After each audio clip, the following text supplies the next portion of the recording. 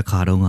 ရွာငယ်လေးတရွာမှာကိုခန့်ဆိုတဲ့လူငယ်လေးတယောက်နေထိုင်ပါတယ်။သူဟာစာရေးဆရာကြီးတယောက်ဖြစ်ဖို့အိမ်မက်တွေရှိခဲ့တယ်။သူ့ရင်ထဲမှာစိတ်ကူးစိတ်တန်းတွေကပြည့်နှက်နေခဲ့တယ်။ဒါပေမဲ့သူ့မှာပြဿနာတစ်ခုရှိတယ်။သူဟာဘယ်အရာကိုမှအချိန်ကြာကြာဆက်လုပ်လို့မရှိဘူး။ဇလန်းတစ်ပုဒ်ကိုစာမျက်နှာတစ်မျက်နှာနှစ်မျက်နှာလောက်ရေးပေမဲ့နောက်တစ်ရက်မှာလက်လျှော့လိုက်တာမျိုးလဲလုပ်တယ်။နောက်တစ်ချိန်မှာသူဟာဂျာနယ်တစ်ခုစဖို့ဆုံးဖြတ်ပေမဲ့3 ရက်အကြာမှာအပြီးမသက်ပဲထားခဲ့လိရှိတယ်။ရဲတပတ်တွေလတွေကုန်လွန်သွားပြီးသူ့အိမ်မက်တွေဟာအသက်ဝင်နေစေဖြစ်ပေမဲ့သူ့လုပ်ရက်တွေကမပြီးပြတ်သေးတဲ့ဗဟေရီအပိုင်းအစတွေလိုပြန့်ကျဲနေခဲ့တယ်။တညနေမှာကိုစိတ်ပြက်အားရော့နေတဲ့ကိုခန့်ဟာမြေကမ်းနားကိုသွားခဲ့တယ်။အဲဒီမှာသူဟာတန်ဆူးလေးတစ်ခုတည်းနဲ့ကြောက်တုံးကြီးတစ်တုံးကိုပုံဖော်ထွင်းထုနေတဲ့အဖိုးအိုတူကိုတွေ့ခဲ့ရတယ်။ဒီလောက်အားနေတဲ့ကိရိယာလေးတစ်ခုကဒီလောက်မာကျောတဲ့ကြောက်တုံးကိုဘယ်လိုပုံဖော်နိုင်မှလိမ့်ဆိုပြီးကိုခန့်တယောက်အံ့အားသင့်နေခဲ့တယ်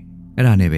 ကိုခန့်တယောက်တိကျင်တဲ့စိတ်နဲ့ဘဒီကြောက်တုံးကိုဘလောက်ကြာလုံနေရတာလဲလို့မေးလိုက်တယ်။အဲ့ဒီခါမှာအဖိုးကပြုံးပြီးတနေ့ကိုတနာရီနဲ့နေ့တိုင်းလုံနေတာအခုဆိုရင်2 နှစ်တောင်ရှိပြီကွ။ကိုခန့်တယောက်ထိတ်လန့်သွားတယ်။ဟာ2 နှစ်တောင်ကြာအောင်တန်ဆူးတေးသေးကလေးတစ်ခုတည်းနဲ့လုံနေတာမပင်ပန်းဘူးလား။မျောလင်းချက်တွေမပြတ်ဘူးလားဗျ။အဲ့ဒီခါမှာအဖိုးကသူ့ကိုနူးညံ့တဲ့မျက်လုံးတွေနဲ့ကြည့်ပြီးပြောလိုက်ပါတယ်။ဒီလိုငါမြေကဒီတန်ဆူးတစ်ခုတည်းကတော့ဒီကြောက်တုံးကိုဘယ်တော့မှမခွဲနိုင်ဘူးကွ။ဒါပေမဲ့ငါရဲ့ဇွဲလုံးလားငါရဲ့နေ့စဉ်စူးစမ်းအားထုတ်မှုတွေကပဲမဖြစ်နိုင်တာကိုဖြစ်နိုင်အောင်လုပ်ပေးတာပဲဒီကြောက်တုံးကတစ်ချက်သေးနဲ့မပြောင်းလဲဘူးဒါပေမဲ့ထိုးချက်တိုင်းကအရေးပါတယ်ဒါကိုပုံဖော်တာဟာတစ်ချက်သေးရဲ့အားကြောင့်တော့မဟုတ်ဘူးကွအကြိမ်များစွာထက်ခါတလဲလဲပြုတ်လုံနေမှုကြောင့်ပဲငါမြေရအဲ့ဒီစကားတွေကကိုခန့်အတွက်တန်ဆူးကနေကြောက်တုံးကိုထိုးတာထက်ပိုမိုနှက်ဆိုင်စွာထိမှန်ခဲ့ပါတယ်အဲ့ဒီညမှာသူအိမ်ပြန်ရောက်ပြီးဇွဲလုံးလာရဲ့စွမ်းအားကိုသူ့ဘာသာသူစမ်းသပ်ကြည့်ဖို့ဆုံးဖြတ်ခဲ့တယ်။စာအုပ်တုပ်လုံးကိုတပြိုင်နက်တည်းရေးမယ်လို့ဂရီပေးမဲ့အစားသူကသေးငယ်တဲ့ဂရီတစ်ခုပြုခဲ့တယ်။နေ့တိုင်းစာမျက်နှာတစ်မျက်နှာကိုမပြတ်မကွက်ရေးမယ်ဆိုတာပဲ။ပထမဆုံးရက်သက်တစ်ပတ်ကအင်မတန်စိတ်လှုပ်ရှားစရာကောင်းခဲ့တယ်။သူ့စိတ်ထဲမှာစိတ်ကူးအသစ်တွေကပြည့်နှက်နေပြီးသူ့ရဲ့ဘောပန်ကစက်ကူပေါ်မှာကခုန်နေခဲ့တယ်။ဒါပေမဲ့မကြခင်မှာပဲပြင်းရီမှုနဲ့တန်တရားတွေကဝင်လာဖို့ကြိုးစားကြပြန်တယ်။တချို့ညတွေမှာသူမောပန်းနေတယ်တချို့မနက်ခင်းတွေမှာစိတ်ကူးကောင်းတွေမရှိခဲ့ဘူးဒါပေမဲ့ကိုခန့်ဟာအဖိုးအိုရဲ့စကားကိုအမြဲတတိယနေခဲ့တယ်ထိုးချက်တိုင်းက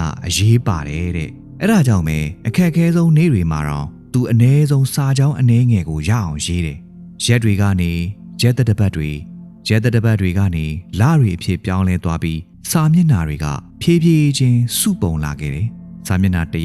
200 300နောက်ဆုံးတော့သူ့စပွဲပေါ်မှာစက်ကူအထက်ထူကြီးရှိနေခဲ့တယ်။ကိုခန့်ဟာသူ့ရဲ့ပထမဆုံးစာအုပ်ကိုအောင်မြင်စွာနဲ့ပြီးစီးသွားခဲ့ပါပြီ။ဒါပေမဲ့ဇလန်းကဒီမှာမပြီးဆုံးသေးဘူး။ကိုခန့်ကသူ့စာအုပ်ကိုထုတ်ဝေသူတွေစီကိုပို့ခဲ့ပြီးအစာပိုင်းမှာတော့အများစုရဲ့ညင်းပယ်ခြင်းကိုခံခဲ့ရတယ်။မင်းကမတော်သေးဘူးလားလို့တီတိုပြောဆိုနေတဲ့အရင်တန်တရားတွေပြန်ရောက်လာခဲ့တယ်။ဒါပေမဲ့အခုချိန်မှာတော့ကိုခန့်ဟာဇွဲလုံးလာရဲ့လျှို့ဝှက်ချက်ကိုတင်ယူခဲ့ပြီးလက်လျှော့လိုက်မဲ့အစားသူကနောက်ထပ်စာမျက်နှာတွေတစ်မျက်နှာ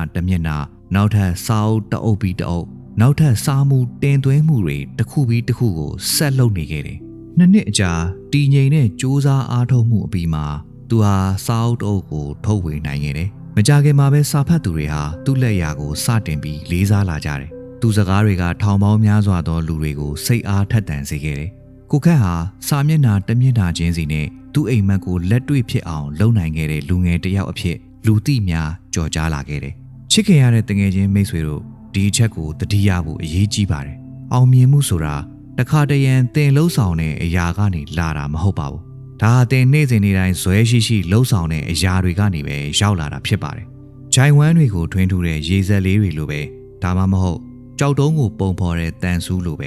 ဲတင်းရဲ့သေးငယ်ပြီးတည်ငြိမ်တဲ့စူးစမ်းအားထုတ်မှုတွေဟာဒီနေ့မှာအံ့ဩစရာတွေကိုဖန်တီးပေးပါလိမ့်မယ်။ဘာကြောင့်လဲဆိုတော့တင်းရဲ့အောင်မြင်မှုဟာတရက်ထဲနဲ့တိဆောက်ထားတာမဟုတ်ပဲနေ့တိုင်းတိဆောက်ထားတာဖြစ်နေလို့ပါ။အခုလိုမျိုးဘူးတုဒရစရာအကြောင်းအရာများကိုနားဆင်လိုပါက channel လေးကို subscribe လုပ်ထားပြီးနောက်ထပ်တင်ဆက်မယ့်ပုံတွေမှာထပ်မံနားဆင်နိုင်ပါတယ်ခင်ဗျာ။မိတ်ဆွေတို့အားလုံးကိုကျေးဇူးထူးပဲတင်ရှိပါတယ်။မိနစ်တိုင်းမှာဘူးတုဒများနဲ့ဝင်ငွေများတိုးပွားကြပါစေခင်ဗျာ။